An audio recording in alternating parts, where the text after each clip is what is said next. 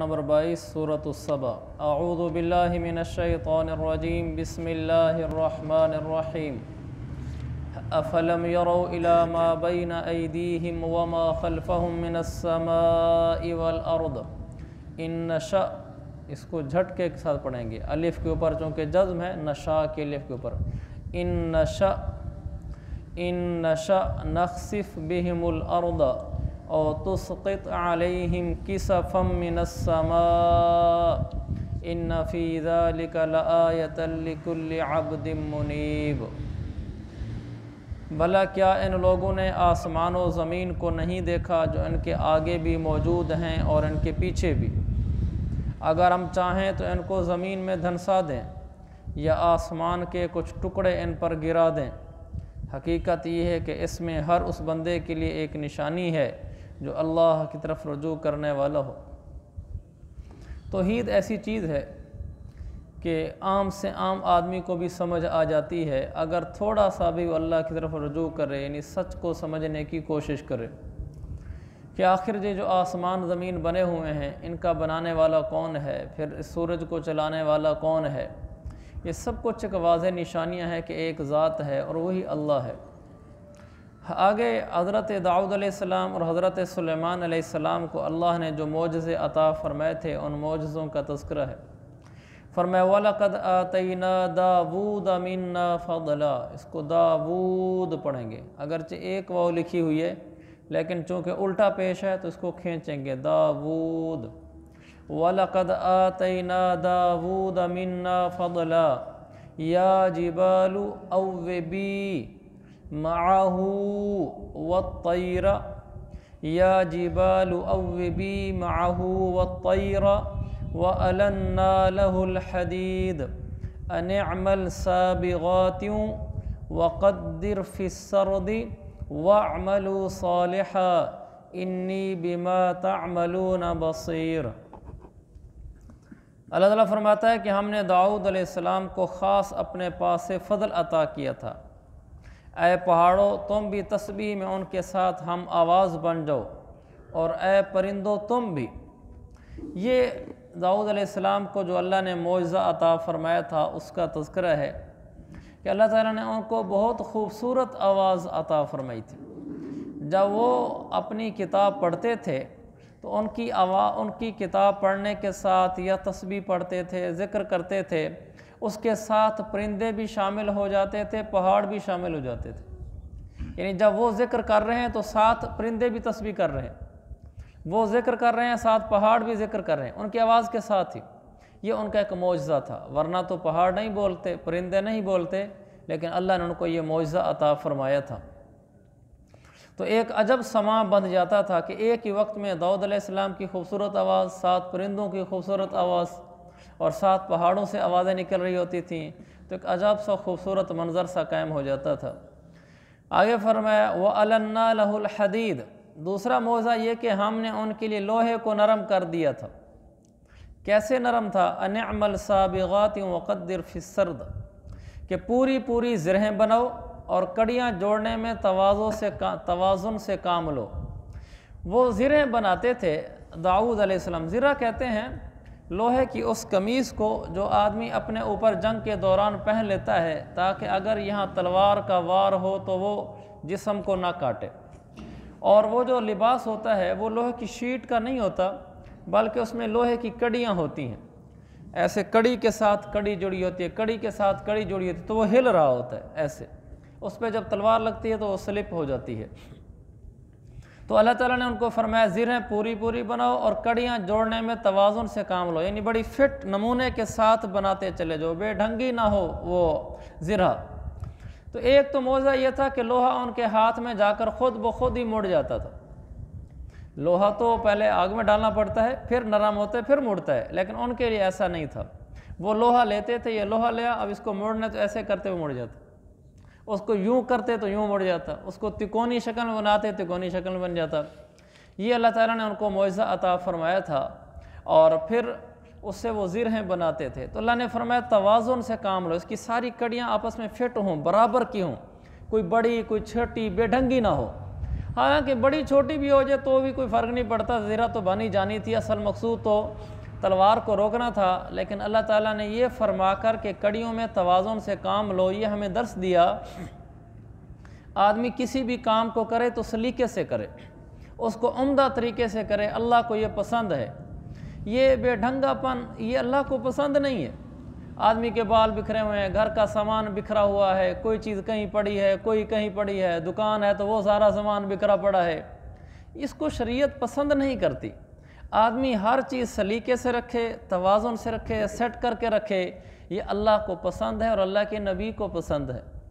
جو ہمارا bed room ہے جس میں ہم لوگ رہتے ہیں پورے گھر سے ہٹ کر، وہ آراستہ ہوں چیزیں سلیقے اور کرینے سے رکھی ہوئی۔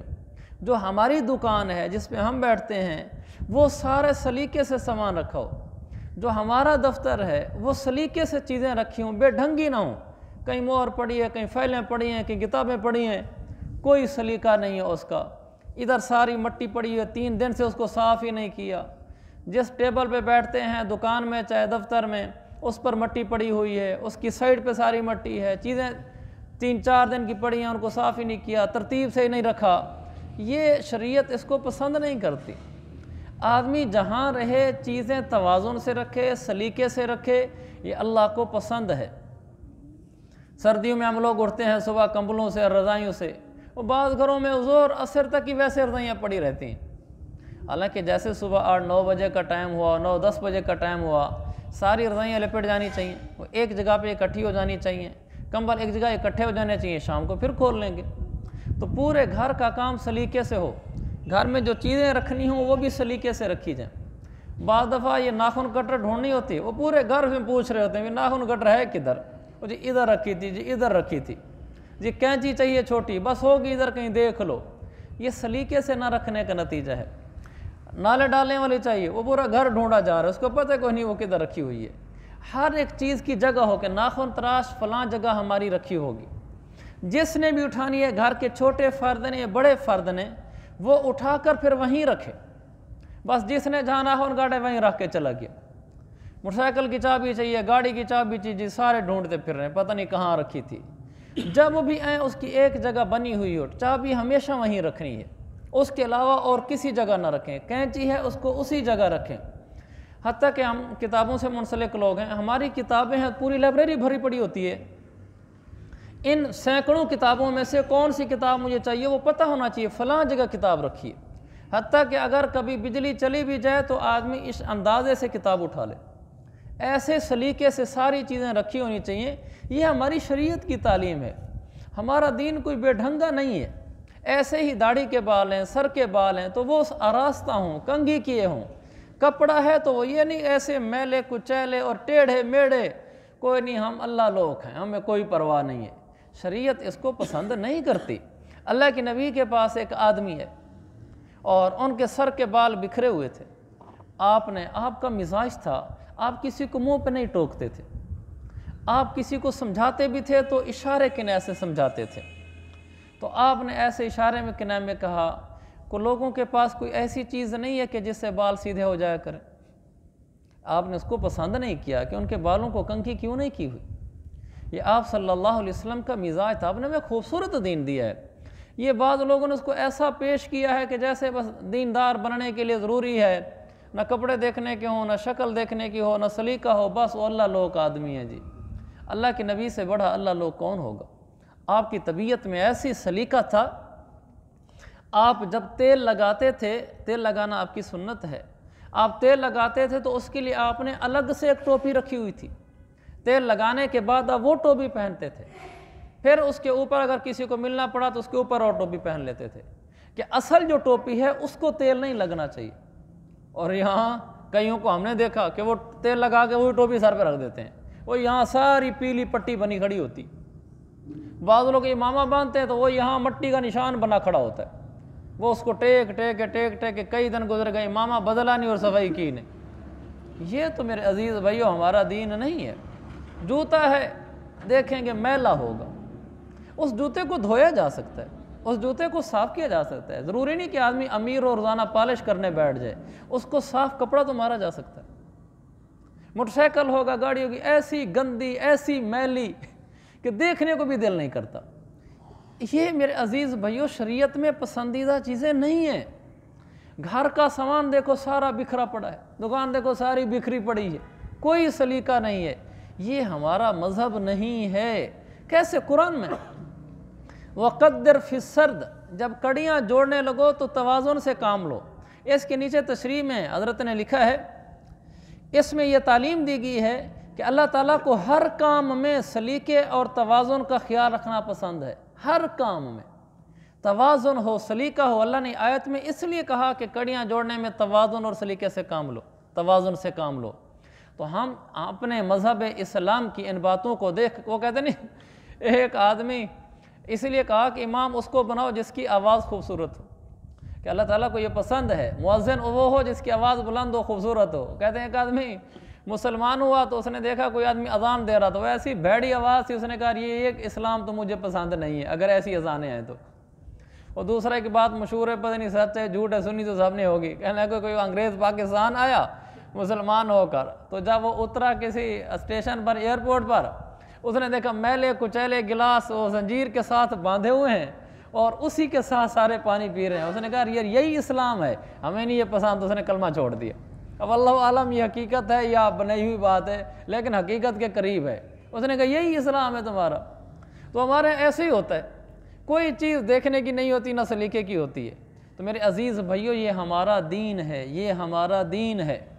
میں وہاں نماز پڑھا تھا بنور ٹاؤن کراچی، جب میں پڑھتا تھا میرے ساتھ ایک آدمی نے نماز پڑھی، وہ رومال نہیں رکھتے جیسے میں نے رومال رکھا ہوا ہے، تو ایسے رومال اس نے سامنے بچھایا ہوا تھا۔ میں جب سجدے میں گیا، اب بلا مبالغہ آپ سے کہہ رہا ہوں، میں نے ناک کو عمدن سانس روک کر سجدہ کیا، ایسی سمیل اس میں سے آ رہی تھی، بدبو آ رہی تھی۔ پھر جب میں سجدے میں جاتا تھا تو میں سانس روک کر سبحان ربی الاعلیٰ پڑھتا تھا۔ جب میں نے وہ 4 رکعت پوری کی تو میری تو طبیعت خراب ہو گئی، وہ غصے میں نہیں آ گیا، طبیعت خراب ہو گئی، طبیعت میں وہ آ گیا کہ یار اتنا میلا۔ تو میں نے اسے سلام کیا، پیار محبت، خیریت بھائی آپ ٹھیک ہیں، خیریت سے ہیں؟ میں کہا جی آپ سے گزارش کرنی تھی۔ انہوں نے کہا جی حکم کریں۔ میں کہا آپ سے ایک سوال کروں، اجازت ہے؟ انہوں نے کہا جی پوچھیں۔ میں نے کہا آپ نے رومال کب دھویا تھا؟ تو کہنے لگا جی 1 مہینہ ہو گیا۔ میں نے کہا اس کی وجہ سے میرے لیے سجدہ مشکل ہو گیا تھا۔ ہمارا اسلام ان چیزوں، وہ داڑھی والا آدمی تھا، بلکہ وہ مدرسے کا طالب علم تھا، وہ وہیں پڑھتا تھا۔ اس نے کہا جی 1 مہینہ ہو گیا۔ میں نے کہا یہ تو دین نہیں ہے کہ مجھے سجدہ کرنا مشکل ہو رہا ہے۔ ہم ان چیزوں کو کیوں نہیں سمجھتے کہ یہ ہمارے دین کا حصہ ہے؟ ان اللہ جمیل یحب الجمال، اللہ کے نبی نے تکبر کی نفی کی۔ یہ میں آپ کو شریعت سمجھا رہا ہوں، یہ میں آپ کو اپنا مزاج نہیں سمجھا رہا کہ میرے مزاج میں یہ تو سب کو ایسے لگا دوں، یہ میں آپ کو دین بتا رہا ہوں۔ اور اگر ہم بھی ایسا کرنے کی کوشش کرتے ہیں تو دین کی وجہ سے کرتے ہیں، یہ نہیں کہ لوگ ہمیں کہیں بڑا سلجھا ہوا سوبر آدمی ہے، نہیں، یہ ہمارا دین ہے، یہ ہمارے نبی کی سنت اور شریعت ہے۔ ہمیں اس طرح سلجھا ہوا صاف ستھرا رہنے پر ثواب ملتا ہے، اس لیے کہ ہم نمبر بنانے کے لیے ایسا نہیں رہتے، ہم اپنے شریعت کی تابعداری کی وجہ سے ایسا رہتے ہیں۔ میں کیا بتا رہا تھا؟ بات نکلی، اچھا اچانک ذہن سے باتیں نکل گئی۔ تو میں خیر مضمون ہمارا جو چل رہا تو یہ تھا کہ ہماری شریعت ہمیں صاف ستھرا رہنے کو کہتی ہے، تو جتنا ہم صاف ستھرا رہیں گے یہ ہمارے دین کے عین مطابق ہے، اور ہم بے سلیقہ رہیں گے یہ ہماری شریعت کا عضو نہیں، شریعت کا حصہ اور شریعت کا جزو نہیں ہے۔ تو ہم اس کی نیت کریں کہ ہم انشاءاللہ، مجھے یاد آ گیا، میں حدیث سنا رہا تھا، اللہ کے نبی نے ایک دفعہ تکبر کی مذمت کی، تکبر بری چیز ہے، اکڑ خانی، بڑا۔ تو صحابہ نے کہا یا رسول اللہ، ہم میں سے بعضوں کی یہ خواہش ہوتی ہے، یحب احدنا ان یکون له نعلا حسنا ویکون له ثوبا حسنا، ہماری چاہت ہوتی ہے ہمارے کپڑے صاف ستھرے خوبصورت ہوں، ہمارا جوتا خوبصورت ہو، ہماری دل چاہتا ہے، یہ تکبر ہے؟ تو آپ نے فرمایا ان اللہ جمیل یحب الجمال، نہیں بھائی یہ تکبر نہیں ہے، اللہ جمال والا ہے اور اللہ جمال کو پسند کرتا ہے، اللہ صاف ستھرا، حسن، خوبصورتی، اللہ اس کو پسند کرتا ہے۔ یہ کوئی تکبر نہیں ہے کہ کوئی آدمی ہر چیز کو صاف ستھرا رکھتا ہے، اس کو کہیں دیکھو بڑی اس کو دنیا کی ہوا لگی ہوئی ہے، ایسی بات نہیں ہے۔ اللہ کے نبی نے اس کو سنت قرار دیا ہے۔ حضور صلی اللہ علیہ وسلم کا ایک جوڑا تھا، آپ کے پاس جب وفد آتا تھا تو آپ اس کو پہنتے تھے کہ آج ذرا اچھا لباس پہننا ہے، کہ کسی سے ملاقات ہونی ہے، یہ نہیں کہ ہمیں دنیا کی کیا پرواہ ہے، جو آتا ہے آنے دو۔ آپ نے علیحدہ جوڑا رکھا ہوا تھا اس کے لیے۔ امام ابو حنیفہ رحمۃ اللہ علیہ چادر پہنتے تھے، انتہائی خوبصورت، انتہائی اعلیٰ قسم کی چادر۔ مالداری تو اللہ کی عطا ہے، لیکن جتنا اللہ نے ہمیں دیا وہ صاف تو پہنا جا سکتا ہے، اسی لباس کو صاف کر کے تو پہنا جا سکتا ہے، میلا ہوئے بغیر پہنا جا سکتا ہے، بالوں کو سنوارا جا سکتا ہے، مونچھیں وقت پر کاٹی جا سکتی ہیں، ناخن وقت پر کاٹے جا سکتے ہیں، اپنے جسم کی زیب و زینت وقت پر کی جا سکتی ہے۔ اگلی بات ہے، اندر کی بات ہے، زیر ناف بال بھی وقت پر کاٹنے چاہیے۔ یہ نہیں ہے کہ بس وہ چل رہے ہیں جی چل رہے ہیں، اس کو تو چونکہ کسی کا پتہ نہیں چلنا۔ بغلوں کی صفائی ہر جمعے کرنی چاہیے، زیر ناف بالوں کی صفائی ہر جمعے کرنی چاہیے، یہ شریعت ہے ہماری۔ نہیں کر سکتے تو پھر 15 دن میں کر لینا چاہیے، یہ بھی ٹھیک ہے، مستحب ہے، سنت ہے، 15 دن میں کر لی جائے۔ آخری درجہ پوستی آدمی کے لیے کہ شریعت نے کہا بس اب حد لگانی پڑے گی اس کو، وہ 40 دن ہے۔ 40 دن سے اوپر کیا تو گناہ ہے کہ اس سے زیادہ نہیں ہو سکتا، کہ حد ہو گئی ہے۔ 40 دن ہو گئے ابھی تک صفائی نہیں کی بالوں کی۔ 40 دن کے اندر ناخن کا کاٹنا، 40 دن کے اندر بغل کے بالوں کا موڑنا اور زیر ناف بالوں کا صاف کرنا، یہ لازم ہے، نہیں کرے گا تو گناہ ہوگا، مکروہ ہے، تحریمی ہے۔ شریعت ہمیں ان چیزوں کے حکم دیتی ہے کہ اس قدر آدمی صاف ستھرا رہے، حتیٰ کہ دانت اگر مسواک یا برش نہ کرنے کی وجہ سے پیلے ہو جائیں یہ مکروہ ہے۔ آسن الفتاوی میں لکھا ہے یہ مکروہ ہے کہ اس آدمی کے دانت پیلے کیوں ہیں، اس نے صفائی کیوں نہیں کی۔ ہمارے یہاں کوئی زیادہ ٹوتھ پیسٹ برش کرنے لگ جائے تو کہتے ہیں واہ اس کو زیادہ ہی پڑی ہوئی ہے۔ یہ صفائی میرے نبی کو پسند ہے، ہماری شریعت کو پسند ہے۔ ڈیلی بیس پہ مسواک کرنا، ڈیلی بیس پہ ٹوتھ پیسٹ برش کرنا، یہ شریعت ہے۔ مسواک کرتے ہیں تو پھر ایسے کیجئے جیسے شریعت، جیسے ہم لوگ کرتے ہیں تو اسے تو سنت ہی ادا ہوتی ہے، بس ایسے ایسے کر کے رکھ دی۔ دانتوں کی صفائی کرنی ہے تو پھر روزانہ اس کو کاٹا جائے یا ہر دوسرے چوتھے دن بعد کاٹا جائے، لیکن اچھے طریقے سے کیا جائے، اور اگر یہ نہیں ہمت ہو سکتی پھر روزانہ ٹوتھ پیسٹ کیا جائے، ہلکا پیسٹ لے لیں۔ میڈیکلی برش کا اچھا ہونا ضروری ہوتا ہے، پیسٹ جیسا کیسا بھی ہو، ایک تو پیسٹ بدلتے رہنا چاہیے، ایک پیسٹ مستقل نہیں استعمال کرنا چاہیے۔ دوسرا پیسٹ سے گزارا چل جاتا ہے، برش اچھا ہونا چاہیے، اس نے ہمارے دانتوں سے اندر سے جا کے نکالنا ہوتا ہے، تو آدمی ہلکا پیسٹ لے لے، دن میں ایک دفعہ کر لے، لیکن پیسٹ کرے، روزانہ کرے، تاکہ دانت اس کے صاف ستھرے رہیں۔ کھانا کھانے کے بعد دانتوں میں خلال رکھنا چاہیے، خلال کرنا چاہیے۔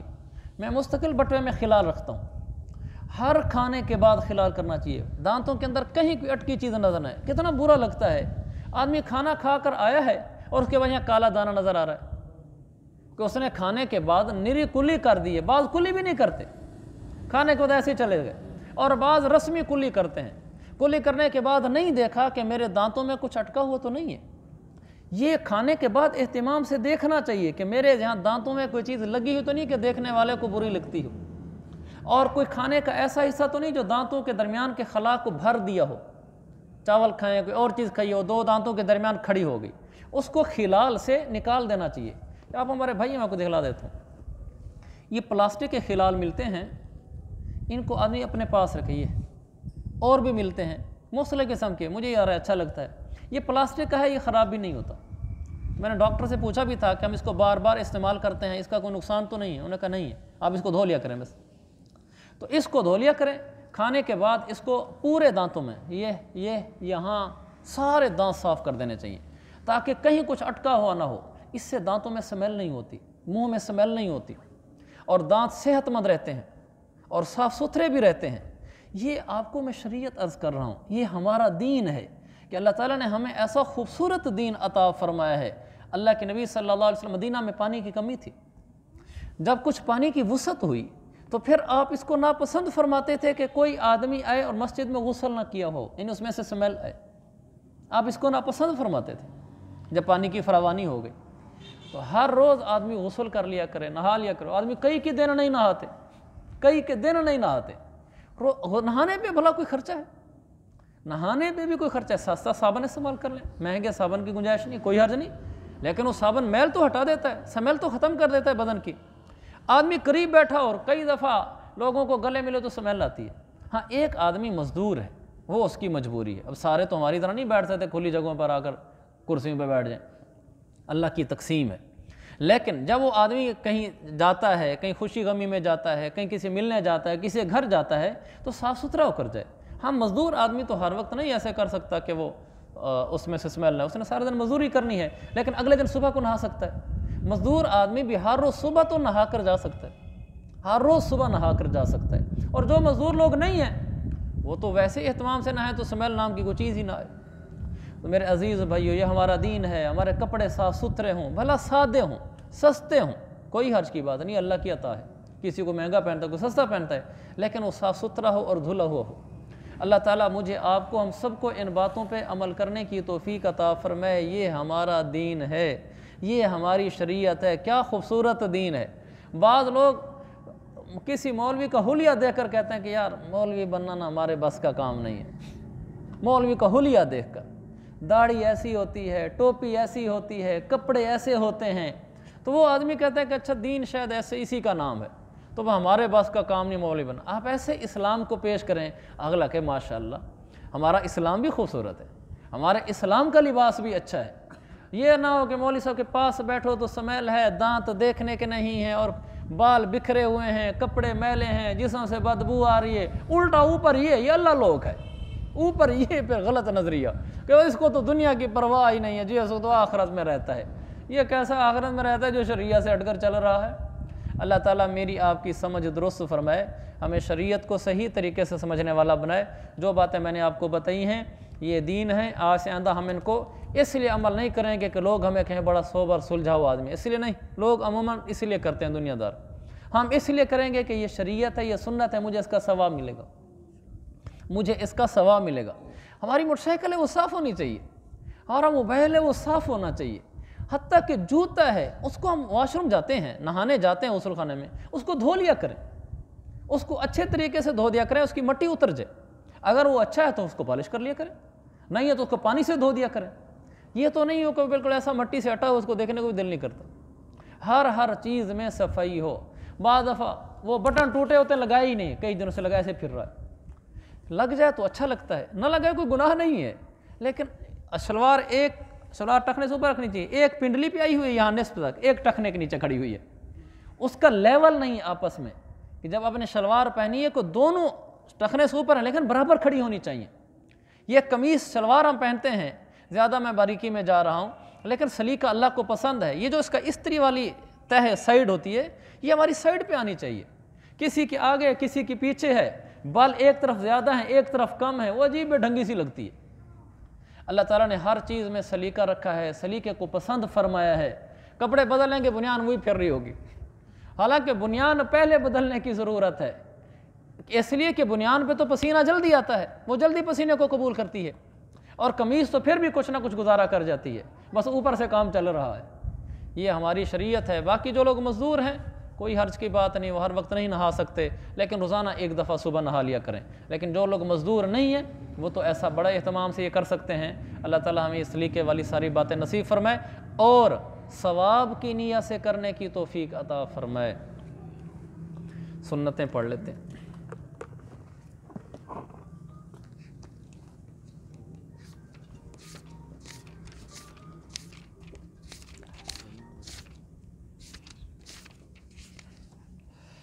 یہ حضور صلی اللہ علیہ وسلم کا اٹھنا بیٹھنا آج ہے بھی ایسے وہی اتفاق سے وہی آ گیا۔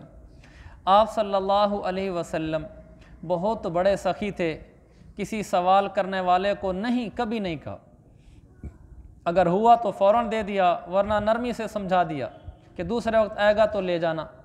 آپ بات کے بہت سچے تھے، سب باتوں میں آسانی اور سہولت اختیار فرماتے، اپنے اٹھنے بیٹھنے والوں کا سب کا خیال رکھتے، ان کی پوچھ گچھ رکھتے۔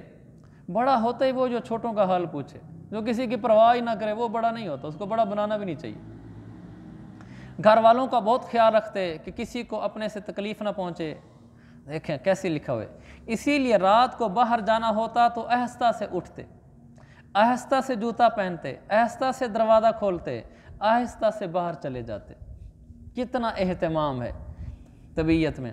اسی طرح سے گھر میں تشریف لاتے تو آہستہ سے آتے تاکہ سونے والوں کو تکلیف نہ ہو اور کسی کی نیند خراب نہ ہو جائے۔ چلتے تو نیچی نگاہ زمین کی طرف رکھتے، مجمع کے ساتھ چلتے تو سب سے پیچھے ہوتے۔ کوئی سامنے سے آتا تو سلام پہلے آپ ہی کرتے، نہیں کہ پہلے وہ مجھے سلام کرے۔ عاجزانہ صورت سے بیٹھتے، غریب مسکینوں کی طرح بیٹھ کر کھانا کھاتے، کبھی پیٹ بھر کر کھانا نہیں کھایا، چپاتی کبھی نہیں کھائی، تکلف کی تشتریوں میں بڑے بڑے ٹرے برتنوں میں کبھی نہیں کھایا۔ ایک یہ بھی میرے عزیز بھائیو، کبھی پیٹ بھر کر کھانا نہیں کھایا۔ ہمیں پیٹ بھر کر کھانا نہیں کھانا چاہیے، یہ بھی بہت نقصان کی چیز ہے اور سنت کے بھی خلاف ہے۔ اور ہم لوگ جب کسی دعوت ضیافت شادی پہ چلے جائیں تو ایک دن پہلے کھانا کھانا بند کر دیتے ہیں، جی فلاں جگہ ولیمہ ہے، صبح سے ہی ناشتہ بند ہے، ولیمہ کب ہے؟ آج شام کو ہے، اور وہاں جا کے پھر تباہیاں پھرتی ہیں اور شام کو کھٹی ڈکاریں آ رہی ہوتی ہیں۔ ہمیں اتنا کھانا چاہیے کہ جب ہم کھانا کھا کے اٹھیں، اگر جتنا ہم نے کھایا ہے اتنا اگر ہمیں کوئی اور کھلا دے تو معدے میں گنجائش ہونی چاہیے اتنی کھانے کی، یعنی ایسا معدہ خالی کھڑا ہونا چاہیے۔ یہ نہیں ہے کہ اٹھنے کی ہمت ہی نہ ہو اور ڈکاریں آ رہی ہوں، یہاں تک آیا ہو اور ڈر رہا ہو کہ یار سجدہ لمبا ہو گیا امام کا تو کہ کچھ باہر ہی نہ نکل جائے منہ سے۔ کھانا کم کھانا چاہیے اور کھانے میں بھی کوشش کرنا چاہیے فضولیات نہیں کھانی چاہیے۔ یہ بھی میرے عزیز بھائی ہمارے دین ہے، کبھی موقع ہے کو بتاؤں گا۔ آپ کھانے میں احتیاط کرتے تھے، کیا کھانا ہے کیا نہیں کھانا، آپ اس میں احتیاط کرتے تھے، ہر چیز نہیں کھاتے تھے آپ۔ ہمارے زمانے میں سموسے، پکوڑے، تلی ہوئی ہر چیز نقصان دہ ہے، تلی خاص طور پر جو تیل میں ڈوب جائے، جیسے سموسہ ہے، پکوڑا ہے، ڈوبنے کے بعد نکالی جائے، یہ صحت کے لیے بہت نقصان دہ ہے، بہت نقصان دہ۔ بالکل جو چیزیں ڈوب جاتی ہیں، جو مٹھائیاں بنتی ہیں زہر قاتل ہیں، سموسے، پکوڑے، جلیبیاں، مٹھائیاں اور ہوٹلوں کے کھانے، ہوٹلنگ نہیں کرنی چاہیے۔ کبھی کبھار کھانے میں کچھ نہیں ہوتا، کبھی کبھار پیزا، برگر، سینڈوچ، ان کو کھانے میں کچھ بھی نہیں ہوتا۔ ایسے سموسہ، پکوڑا، جلیبی، مٹھائی کبھی کبھار، مہینوں میں کبھی کبھار کھانے سے کچھ نہیں ہوتا، لیکن ان کو روٹین میں نہیں لانا چاہیے، اس سے صحت کا بہت نقصان ہوتا ہے۔ اور کبھی بھی کوئی چیز پیٹ بھر کر نہیں کھانی چاہیے، جتنی بھی اچھی لگ رہی ہو، کچھ نہ کچھ گنجائش چھوڑ کے اڑنا چاہیے، یہ سنت بھی ہے اور صحت بھی ہے۔ اللہ تعالیٰ ہم سب کو توفیق دے، آمین۔ الحمدللہ رب العالمین، صلی اللہ تعالی علی النبی الکریم، یا ارحم الراحمین، یا ارحم الراحمین، یا ارحم الراحمین۔ اے اللہ عز و جل، محض اپنے فضل و کرم سے ہم سب کا خاتمہ ایمان پر فرمانا، جو مبارک شریعت ہے، خوبصورت دین ہے، ہمیں اس پہ عمل کرنے والا بنا، حضور صلی اللہ علیہ وسلم کی مبارک سنتوں پہ چلنے والا بنا۔ صلی اللہ تعالی علی النبی الکریم برحمتک یا ارحم الراحمین۔